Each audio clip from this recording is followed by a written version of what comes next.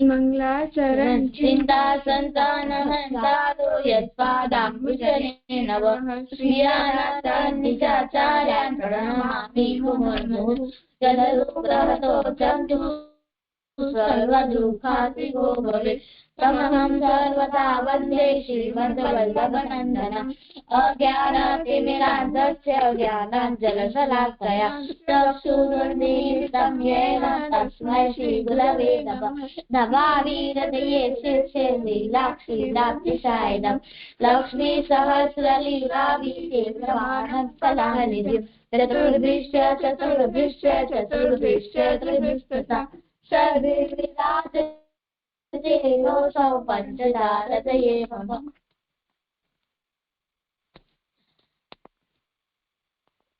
મને પ્રણામ જીજી. હા ઋત્વી. હું રુચિર છું. અરે રુચિર છે, મને તો ઋત્વી જેવો અવાજ આવે. કરો હા. પછી આગળ દત્તજીએ મોટો ઉત્સવ કર્યો. ત્યાં બધા ઉત્સવમાં હતા. યશોદાજીને ઉત્સવમાં પડી ગયા. તેમને ઠાકોરજીને એક સખતના રીતે રાખ્યો અને સખત બધા એમાં સખત ઉપર બધા ભોજનની સામગ્રી રાખતા હતા. અને એ સખતમાં એક અસુર ઘૂસ્યો હતો.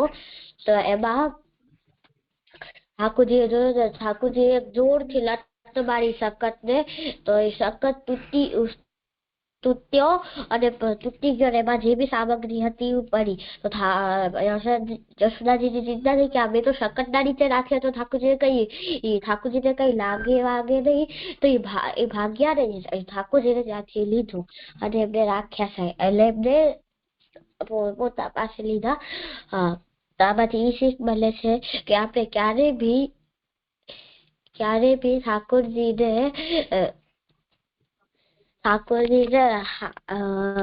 અલગ ના થવું જોઈએ. ઠાકોરજીની જ સેવા કરવી જોઈએ. ઠાકોરજીથી અલગ ના થવું જોઈએ.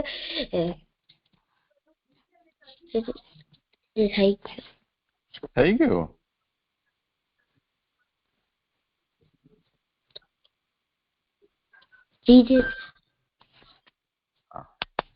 શકટ એટલે શું? શકટ એટલે કે એક છકડો. ગાડાના પાછળ જેમાં માલ સામાન ભરે કે બેસે ને એને શકટ કે. બળદગાડીનો પાછળનો ભાગ.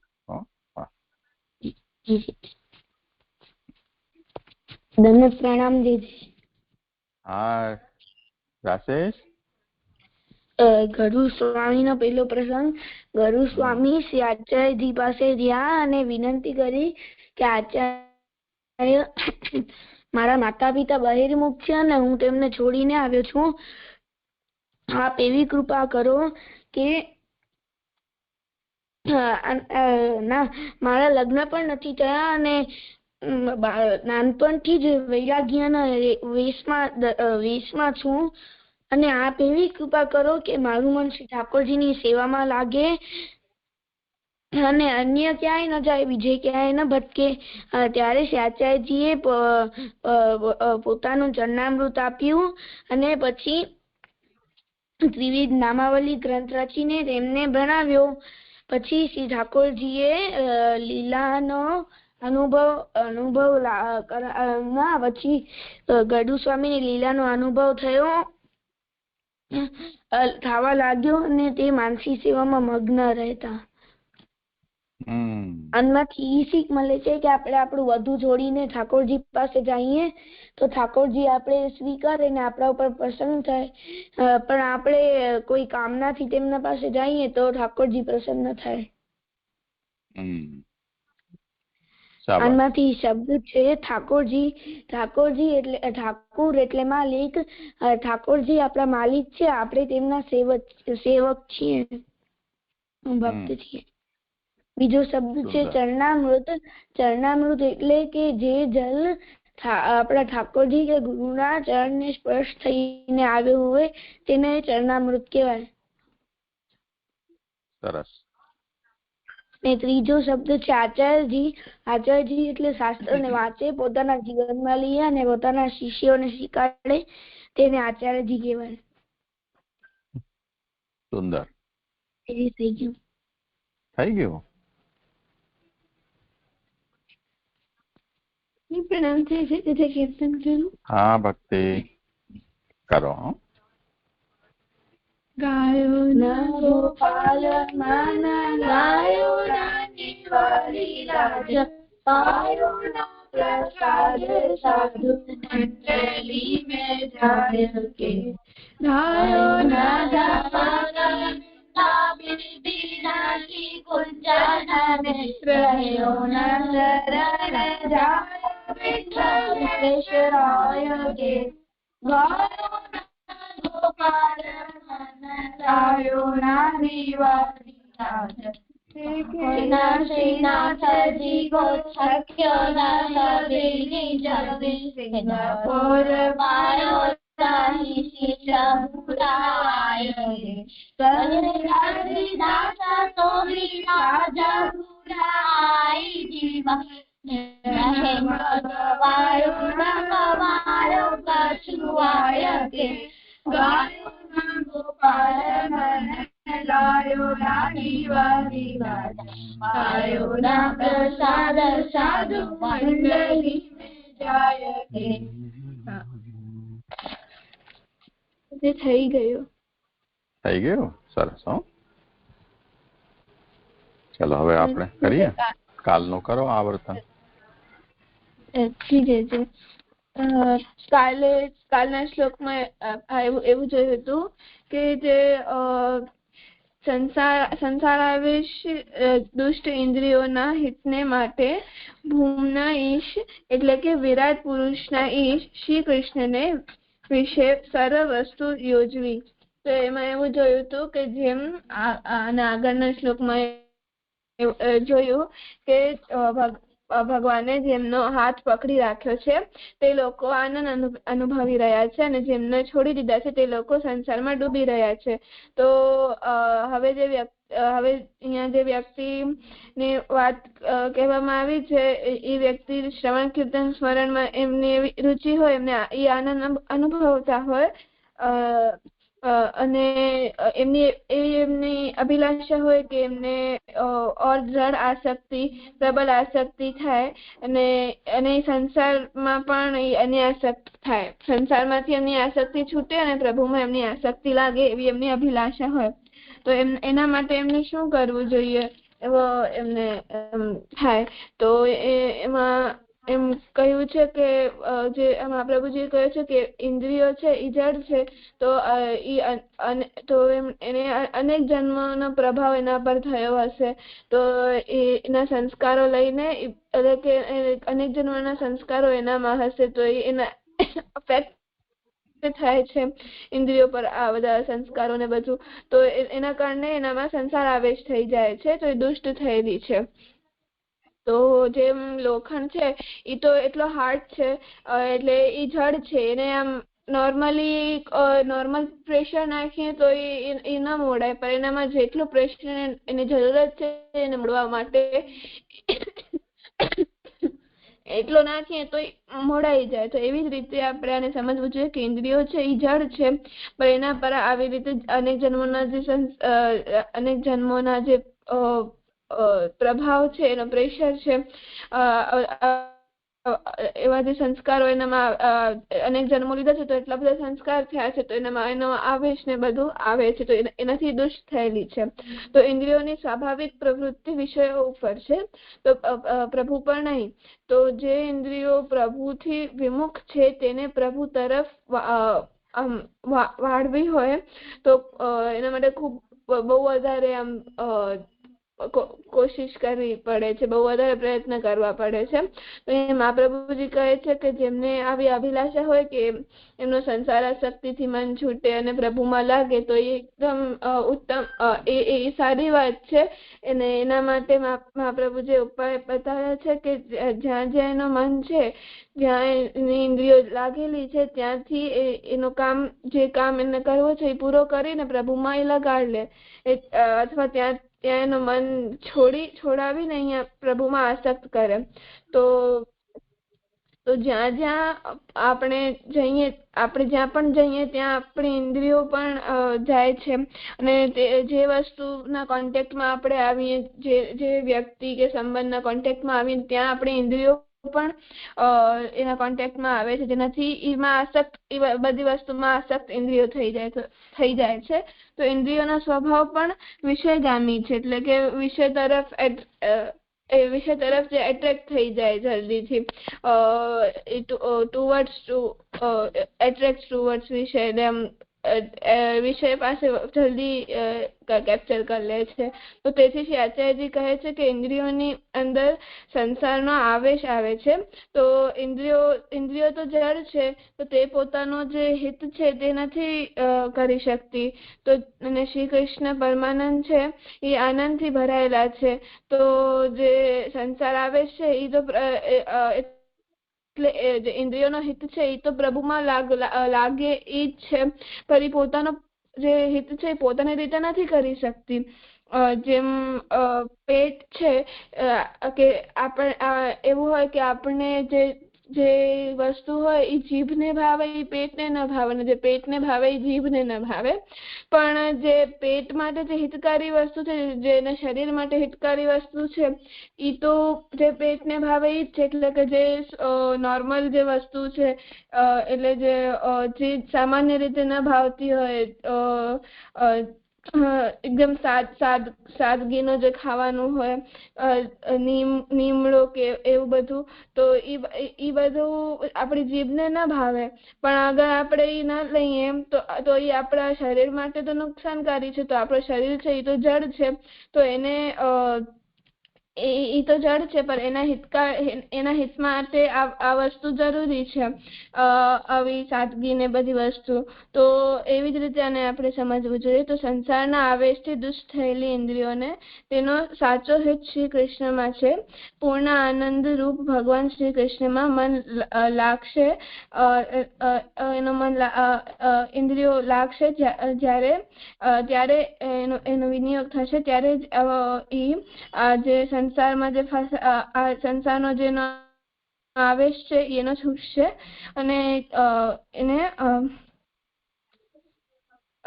જે આનંદ છે એનો પણ એને સમજણ પડશે, કે એનું જે હિત છે એ પણ એને સમજાશે.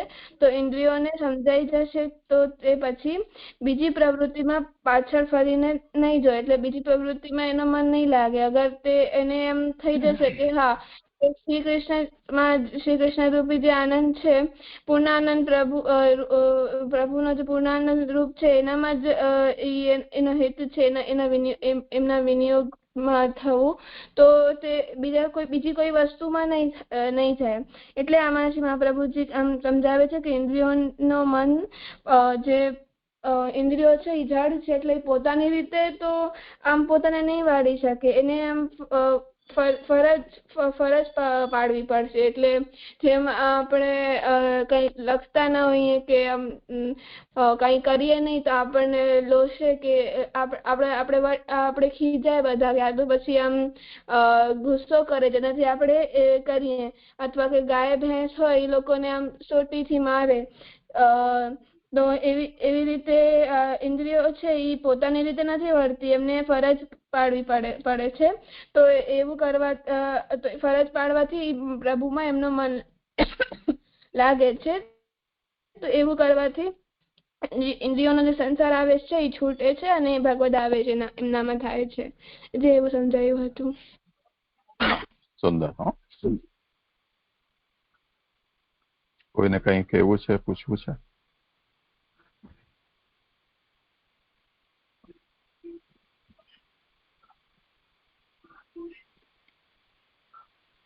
સારું, કરો ભલે આગળ.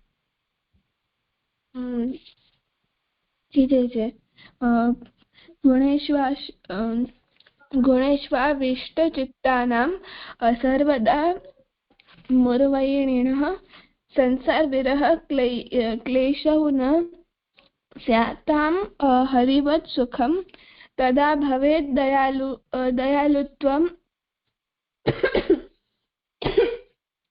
અન્યથા ક્રૂરમતા. અર્થ સર્વદા મુરવૈરી એવા શ્રી કૃષ્ણના ગુણમાં આવેશથી પુષ્ટ એવા ચિત્તવાળાને સંસાર ત્યાગમાં ક્લેશ થતો નથી, તેમજ સંસારમાં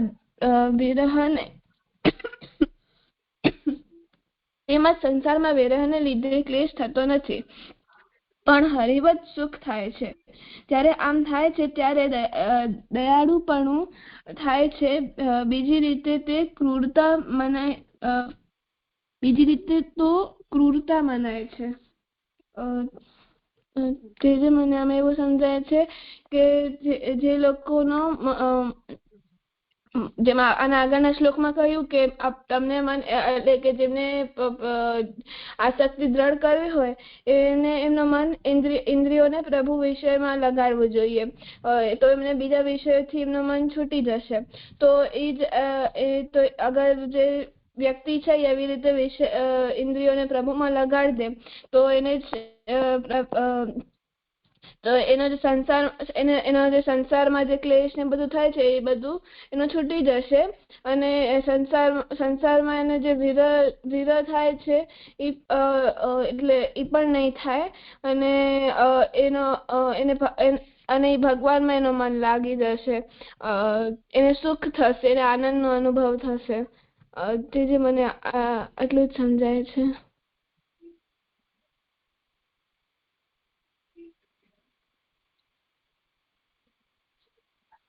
સારું, જોઈ લઈએ.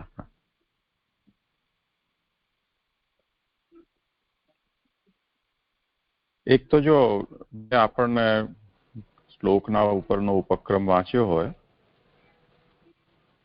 પણ એ ઉપક્રમ તો જેટલા એના નીચેનો કરણ છે એ બધાની સાથે એના બધાને લાગુ પડે એ જાતનું હોય છે. એટલે એમ સમજો કે ચેપ્ટર ટાઇટલ જેવું હોય.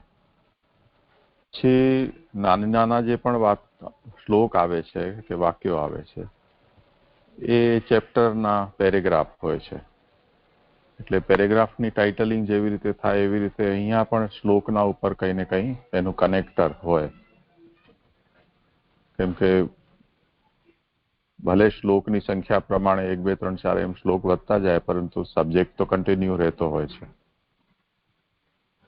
તો સૌથી પહેલા તો આપણને જ્યારે આવી જાતના ગ્રંથોનો વિચાર કરતા હોઈએ તો એની પૂર્વાપર સંગતિ, જેવી રીતે નિરોધ લક્ષણ પહેલાના ગ્રંથો સાથે આપણે નિરોધ લક્ષણની સંગતિ જોઈ. નિરોધ લક્ષણમાં જે પહેલા 2 શ્લોક અને પછી ત્રીજો શ્લોક, એમાં જે સુખ દુઃખ અને સુમહાન ઉત્સવ, ઠાકોરજીનો સંયોગ વિયોગ અને વિયોગ કાલમાં ભગવદીયનો સંગની પ્રાપ્તિ, એ રીતે આપણે એની સંગતિ હતી અને એનો વિષય પણ આપણે સમજ્યા હતા. તેવી રીતે આગળ હવે જે વિષયો આવી રહ્યા છે એના અંદર પણ એની કંઈક ને કંઈક સંગતિ કે એની પેરેગ્રાફ ટાઇટલિંગ આપણે કરવી જોઈએ.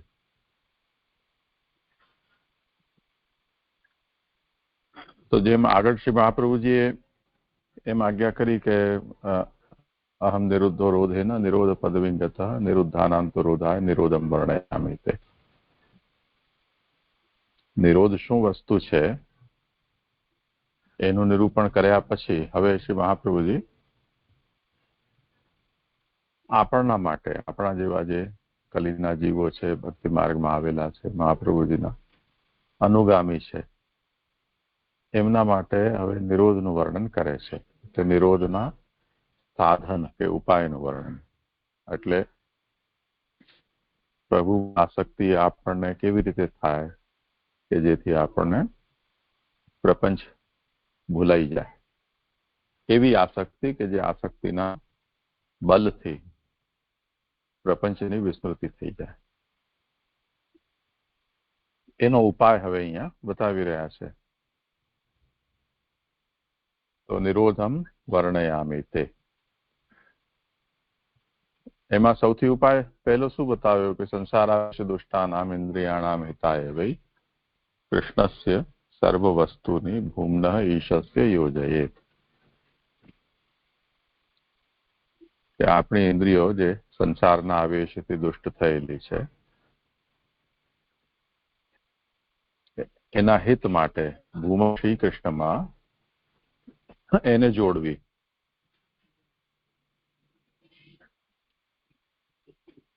આને એ વાત રીતે સમજવાની છે કે કાલે પણ મેં એક બે ઉદાહરણ આપ્યા હતા, ફરીથી એને એ રીતે સમજી લો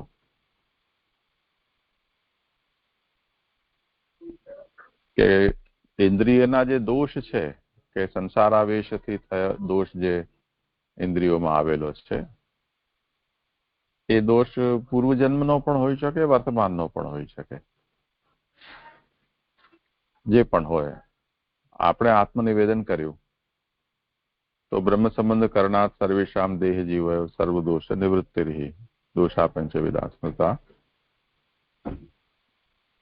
એમ સિદ્ધાંત રહસ્યમાં ભગવાને કહ્યું છે તે પ્રમાણે ભગવાને એ દોષો સહિત આપણો અંગીકાર પોતાની સેવા માટે કરી લીધો. જે એ દોષોની નિવૃત્તિ છે એ સ્વરૂપતઃ દોષ નિવૃત્ત નથી થયા, પણ ભગવાને એને નિવૃત્ત જેવા માની લીધા છે. તો ચલો આપણે પ્રભુ સન્મુખ તો સેવામાં થઈ શકીશું. એટલે અન્ય માર્ગોમાં કે સાધનામાં જે રીતે પ્રતિબંધક દોષોને દૂર કરવા માટે ઘણી લાંબી સાધનાઓ બતાવવામાં આવી હોય છે, એવી સાધનામાં આપણને પડવું નહીં પડે. પ્રભુ સેવામાં આપણે હવે જઈ શકીએ.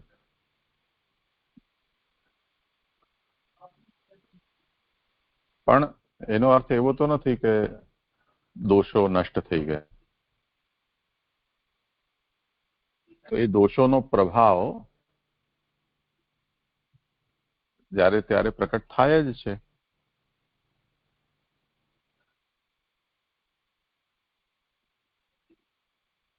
એમાં જેમ આગળ સિદ્ધાંત રહસ્યમાં કહ્યું છે તે પ્રમાણે કે નવીન દોષો પ્રતિબંધ ન કરે એના માટે આપણે અસમર્પિત નો ત્યાગ કરીએ. તે જ રીતે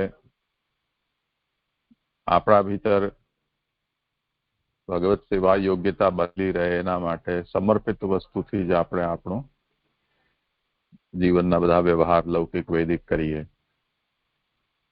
તો એનાથી ભગવત સંબંધ આપણો સ્થાપિત રહે, છૂટી ન જાય.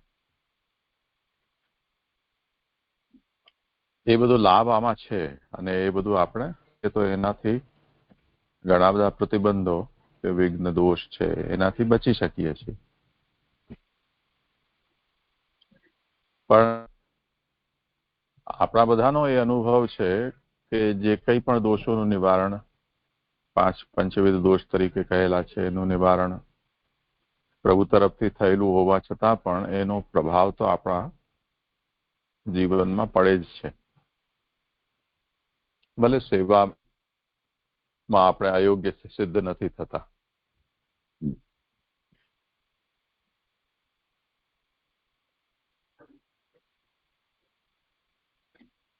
તો એ જે સંસારાવેશ છે એમાં આપણે પ્રાઇમરીલી એનું ઉદાહરણ આપું છું કે સ્વરૂપતઃ નષ્ટ થવું અને કાર્ય પૂરતું એનું નષ્ટ થવું એ બેમાં અંતર છે. અંતર એવી રીતે છે કે આપણને કોઈ સંગીતના કાર્યક્રમમાં ગયા છીએ, સંગીત સાંભળવામાં આપણે તલ્લીન છીએ, હજી એક કાર્યક્રમ ખૂબ સારો છે, કલાકાર પણ બહુ મૂડમાં છે, લાંબો ચાલી રહ્યો છે. એ સ્થિતિમાં જે સમય છે એમાં આપણને થાક લાગે, નીંદર આવે, તરસ લાગે, ભૂખ લાગે, એના સમય પ્રમાણે તો થાય છે. પણ આપણું મન એ સંગીતની અંદર રુચિવાળું હોવાને કારણે એ ભૂખ લાગતી હોય તો પણ આપણે એને સહન કરી લઈએ છીએ. નીંદર આવી હોય તો પણ આંખો ફાડી ફાડીને જાગવાનો પ્રયત્ન કરીએ છીએ. એવું નથી કે ભૂખ લાગતી નથી, કે નીંદર આવતી નથી, કે શરીરમાં કળતર થતી નથી, કે ગળું સુકાતું નથી. એ બધું થઈ જ રહ્યું છે, પણ એના પ્રત્યે આપણે ઉપેક્ષા વૃત્તિ રાખીને એને સહન કરીએ છીએ.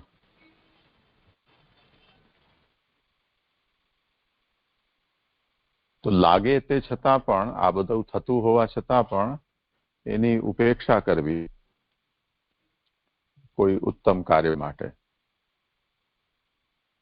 અને બીજું એ કે એ ભૂખ પ્યાસ બંધ થઈ જવી, એ બેમાં અંતર છે. જેમ તાવ આવે આપણને, તાવ કોઈ રોગને કારણે આવતો હોય. આપ પેરાસિટામોલ ખાધી તો થર્મોમીટર આપણું ટેમ્પરેચર બતાવશે કે હવે નોર્મલ છે. પણ પેરાસિટામોલનું કામ ખાલી ટેમ્પરેચરને કંટ્રોલ કરવાનું છે. તાવનું જે કારણથી તાવ આવ્યો છે એ કારણને નષ્ટ કરવાનું કામ પેરાસિટામોલનું નથી.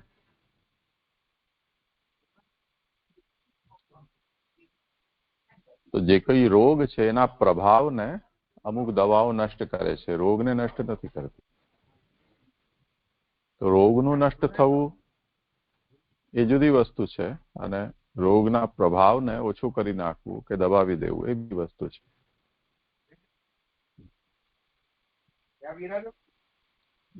એટલે સિદ્ધાંતરસ્ય આદિ ગ્રંથમાં કે વિવેક ધૈર્યાશ્રય વગેરેમાં કહેલા જે કંઈ પણ ઉપદેશો છે એનું પાલન કરવાથી જે પ્રાથમિક કક્ષા ઉપર છે ભક્ત, એના ઉપર એનો પ્રભાવ કેવો પડશે કે એ સંસાર આવેશનો જે પ્રભાવ છે એને ઓછો કરશે. સંસાર આવેશને નિર્મૂલ નહીં કરી શકે કક્ષા આપણી જો પ્રારંભિક છે તો એના માટે કોઈ એવો ઉપાય જોઈએ જે ઉપાયથી એ રોગ નિર્મૂલ થઈ જાય. જેમ તને શરદી ખાંસી નિરંતર થયા કરે તો એક વાક્ય પણ તો વગર ખાંસે બોલી ન શકે, અને લાંબા સમયથી આ સમસ્યા છે. તો એના માટે જે કંઈ પણ ઉપાયો ઘરગથ્થુ ઉપચાર આપણે કરીએ કે, પણ જ્યાં સુધી એ વસ્તુનું નિદાન ન થાય રોગનું, કે ખાંસી કે શરદી છે એ પોતે રોગ નથી, એ કોઈ રોગના લક્ષણો છે, પ્રભાવ છે. જેમ તાવ છે કે શરીરનો કોઈ દુખાવો છે કે સોજો છે,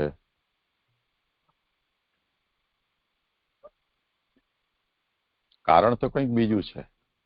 એ હવે એલર્જી હોય કે શરીરની એવી જાતની ટેન્ડન્સી હોય કે જે કંઈ પણ હોય,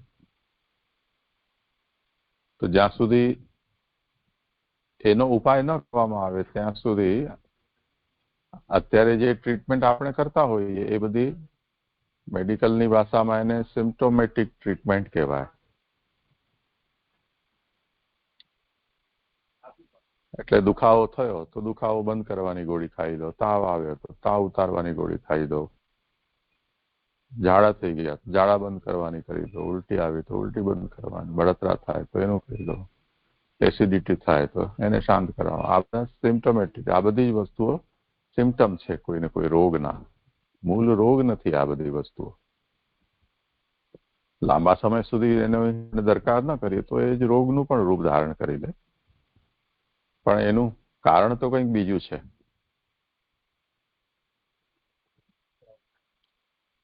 તો ભક્ત છે એ પણ પ્રભુમાં આસક્ત ચિત્ત થઈ રહ્યો છે, એટલે ઇન પ્રિન્સિપલ એને એમ લાગે છે કે નહીં આ વસ્તુ ઉત્તમ છે, પણ સંસાર આવેશ ઉતર્યો નથી, એ આવેશ હજી એના અંદર ભરાયેલો છે, સંસાર એની અંદર ભરાયેલો છે, એટલે કે સંસાર આવેશ છે. સંસારનો આવેશ જ્યાં સુધી છે તો એ પોતાનો પ્રભાવ તો પ્રકટ કર્યા વગર નહીં રહે.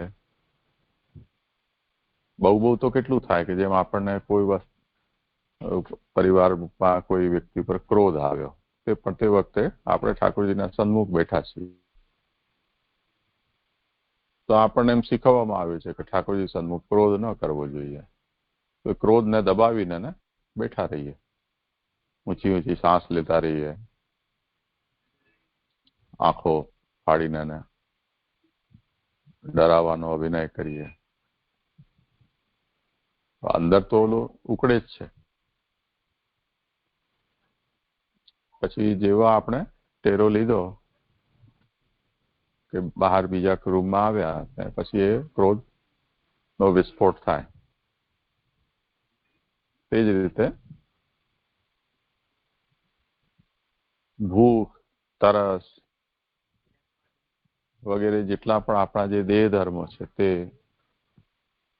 કામ, ક્રોધ, લોભ, મોહ, આ બધા જે આપણા મનના જે દુર્ગુણો છે, તે એ બધા સંસારના આવેશને કારણે બધા જીવતા જ છે, પણ કોઈક ડિસિપ્લિનને કારણે આપણે એ પોતાનો પ્રભાવ પ્રકટ નથી કરી રહ્યા. જેવા અનવસર થયા નહીં, કે ટેરો આવ્યો નહીં, કે અપ્રસ્થી બહાર થયા નહીં, તો એ પાછું પોતાનો પ્રભાવ પ્રકટ કર્યા વગર રહેતા નથી. તો હવે આવશ્યકતા એ છે કે એનો કાયમી કોઈ ઉકેલ આવે, કે સમાધાન થાય. એના માટે શ્રી મહાપ્રભુજી હવે અહીંયા કહી રહ્યા છે. કેમ કે આપણે જે શરૂઆતમાં જોયું હતું ને કે ઉપાય બે પ્રકારના છે, એક ત્યાગાત્મક ઉપાય છે અને બીજો એક અનુષ્ઠાનાત્મક ઉપાય છે. બંને ઉપાય થવા જોઈએ, કંઈક લઈએ ને કંઈક છોડીએ. સંસાર આવેશ દુષ્ટાનામ ઇન્દ્રિયાણામ હિતાયવી કૃષ્ણસ્ય સર્વ વસ્તુની ભૂમ્ન ઈશસ્ય યોજયે. સંસારના આવેશથી દુષ્ટ થયેલી જે ઇન્દ્રિયો છે એના હિત માટે સદાનંદ ભૂમા શ્રી કૃષ્ણ માં એમને જોડવી, એટલે સર્વસ્વ સમર્પણ, સકલ ઇન્દ્રિયોનું પ્રભુમાં સમર્પણ.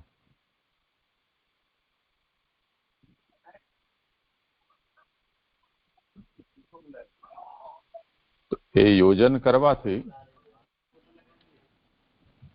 જેમ આપણે કાલે એ વાત જોઈ હતી કે જન્મ જન્માંતરના અભ્યાસથી ઇન્દ્રિયો લોખંડનો સળિયો વળે અને પછી વળેલો રહી જાય, એવી રીતે કોઈક ને કોઈક રીતે સંસારથી અભ્યસ્ત થઈ ગયેલી છે. ફરીથી પાછા એને પોતાના શુદ્ધ રૂપમાં લાવવા માટે આવેશને ઉતારવો પડે. તમે જેટલી વસ્તુ ગરમ કરો, જેટલી વધુ ગરમ કરો, એને ફરી પાછું રૂમ ટેમ્પરેચર ઉપર આવતા ટાઈમ લાગે.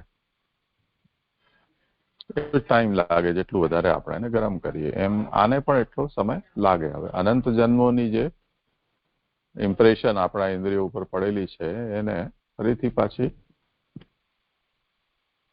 પ્રભુ લાયક થવામાં કે ભક્તિ લાયક થવામાં સમય તો લાગે. તો શ્રી મહાપ્રભુજીનો આ ઉપાય બતાવ્યો. હવે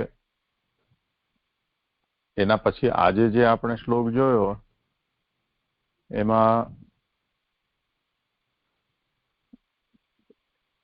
એવું કરવાથી સંસાર આવેશ દૂર કેવી રીતે થશે અને ઇન્દ્રિયોને સુખ કેવી રીતે થશે, એ વાત બતાવવામાં આવી રહી છે. તો મેં શરૂઆતમાં જે કહ્યું ને કે બે શ્લોક વચ્ચેનો પૂર્વાપર સંબંધ શું, તો એ સંબંધ અહીંયા હવે સમજવાનો છે. તો સંસાર આવેશ દુષ્ટાનામ ઇન્દ્રિયામ હિતાય, ઇન્દ્રિયોના હિત માટે. હિત શું? પ્રભુમાં જોડવાથી એમાં એનું હિત કેવી રીતે થશે? તો હિતનું સ્વરૂપ અહીંયા બતાવ્યું છે કે એક તો એને જે હવે સાંસારિક વસ્તુઓનો જે ચટકો લાગ્યો છે, અત્યાર સુધી આપણે એને જે સ્વાદ લગાવ્યો છે, વળગણ એને લગાવ્યું છે, અથવા તો સંસારનું એને જે વ્યસન આપણે ઊભું કરાવ્યું છે, તો એ વ્યસનને છોડતા ઇન્દ્રિયોને તો તકલીફ થાય. જેમ સળિયો છે એ વળેલો છે, એને ફરી પાછો સીધો કરવો હોય તો એને તપાવવો પડે, ઠોકવો પીટવો પડે, તાણવો પડે. તો આપણા હડ્ડી ડિસ્લોકેટ થઈ જાય, એને ફરીથી પાછી ઠેકાણે લાવવા માટે ડોક્ટર જે પ્રયાસ કરે છે હાર્ડવેદ, તો દર્દી રાડ મચાવે, એમાં તો તકલીફ તો થાય જ. તો શરૂઆતમાં ઇન્દ્રિયો પણ આ રીતે ફોલ્ટ કરે જ છે કે નહીં, નથી ફાવતું, નથી ગમતું, મજા નથી આવતી, તકલીફ પડે છે. એ રીતે ઇન્દ્રિયોની અંદર પણ એવી હાય હત્યા મચાવે છે. પણ બીજી તરફ ભગવાન છે એટલે એકલું તમે ના કહો કે નહીં આ નહીં કરવાનું, આ નહીં કરવાનું, આ છોડી દો, આ કરી, તો એ ઉપાય બહુ લાંબો ચાલે નહીં. તમારે વિકલ્પ આપવો જોઈએ કે આ નહીં તો બીજું શું, આ છોડો અને આ લો.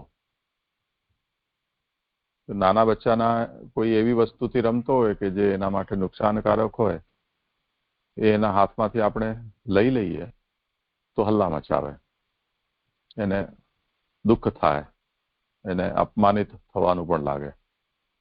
પણ એને બીજા હાથમાં કોઈ વસ્તુ આપે ને એ વસ્તુ લઈએ આપણે તો એ સ્વીકારી લે, કઈ વાંધો નહીં. એવી રીતે કેવલ સંસારથી દૂર કરી દઈએ ઇન્દ્રિયોને તો ઇન્દ્રિયોને જૂની જે વ્યસન છે એને કારણે સંસાર પ્રત્યેનું એનું સ્વાભાવિક ખેંચાણ છે એને તકલીફ આપે છે. તો એને એમ જ લાગશે કે આ મારા સાથે અન્યાય થઈ રહ્યો છે. એમાં એને પોતાનું હિત થવાની લાગણી ન અનુભવાય. એટલે જ્યારે પ્રભુ સાથે એને જોડવામાં આવે છે ત્યારે ગુણેશ્વાવિષ્ટ ચિત્તાનામ સર્વદા મુરવૈરિણા સંસાર વિરહ ક્લેશૌ ન સ્યાથામ હરિવત સુખમ. ભગવાનના ગુણોમાં ચિત્ત, જો પેલા સંસાર આવેશ હતો ઇન્દ્રિયોમાં, હવે ગુણોમાં આવેશ છે.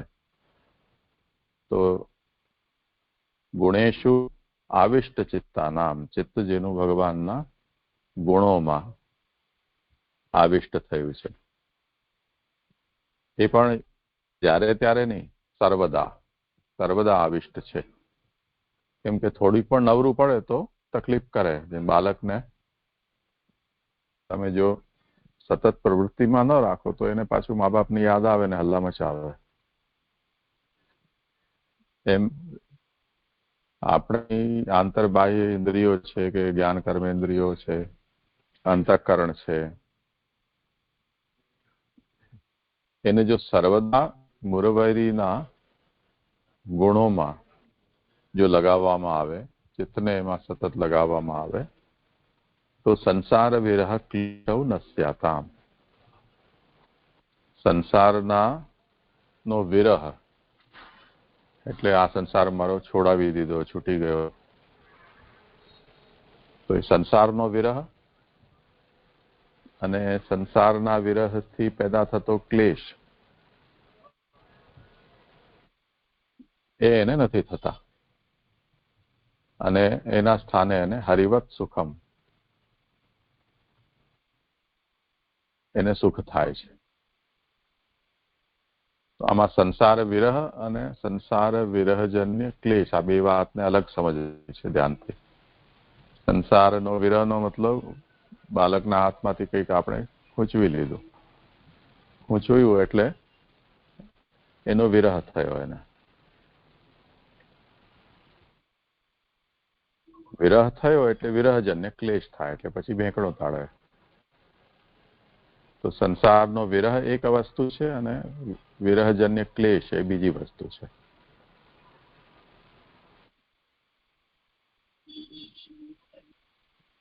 તમે ક્યાંક એવું જોયું હશે કે બાળકના સાથે આપણે એને રમાડતા કરતા આપણે એનાથી રમતા વધારે હોઈએ છીએ. તો બાળક કોઈ વસ્તુ લઈને રમતું હોય ને એના હાથમાંથી તમે કંઈક વસ્તુ આંચકી લો એટલે એક વખત તો એ બાળકને સમજ ન પડે કે આ શું થયું.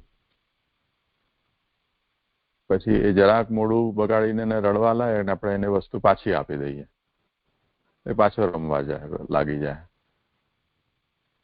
ફરીથી એની પાસેથી એ વસ્તુ આંચકી લો.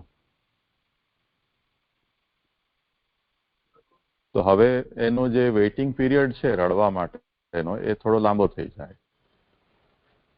કેમ કે એને એમ લાગે છે કે એને લઈને મને આપી દીધું એમ આ વખતે પણ મને લઈને પાછો આપી દેશે, એટલે હજી 1-2 સેકન્ડ ઓર વધારે વેઇટ કરે.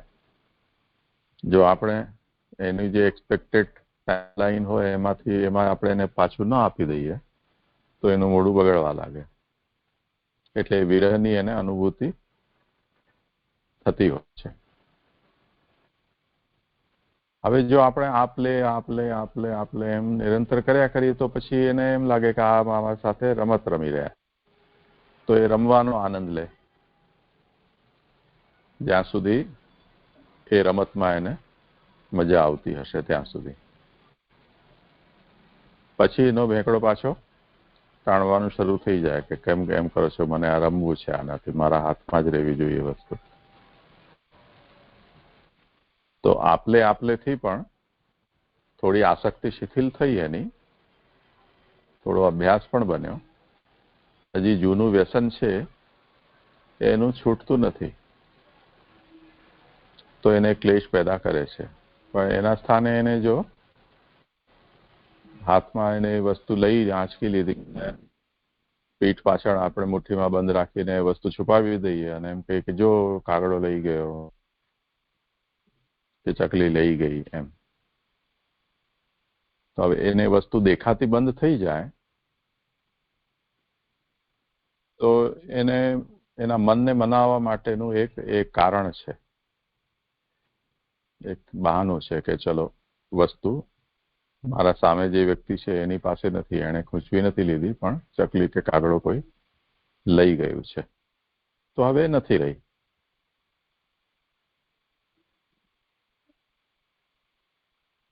તો વિરહ તો છે પણ વિરહજન્ય ક્લેશ અત્યારે એને નથી થઈ રહ્યો.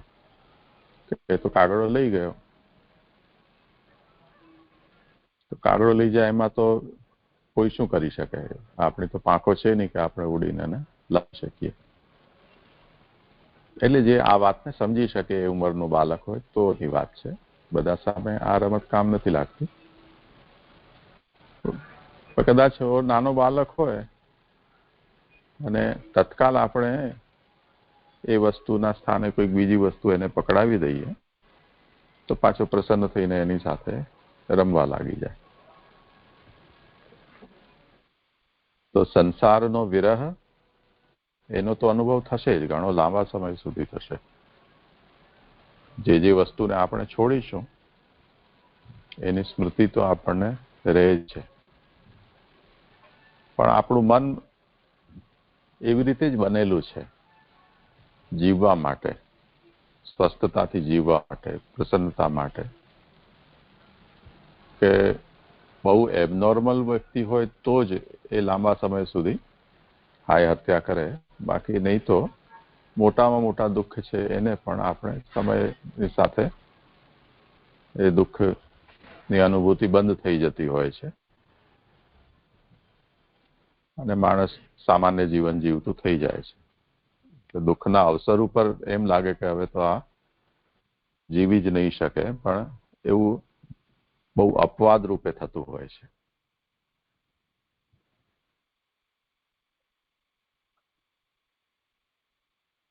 તો એ જ રીતે જે સંસાર છે જેને ભક્ત છોડતો જાય છે એક પછી એક,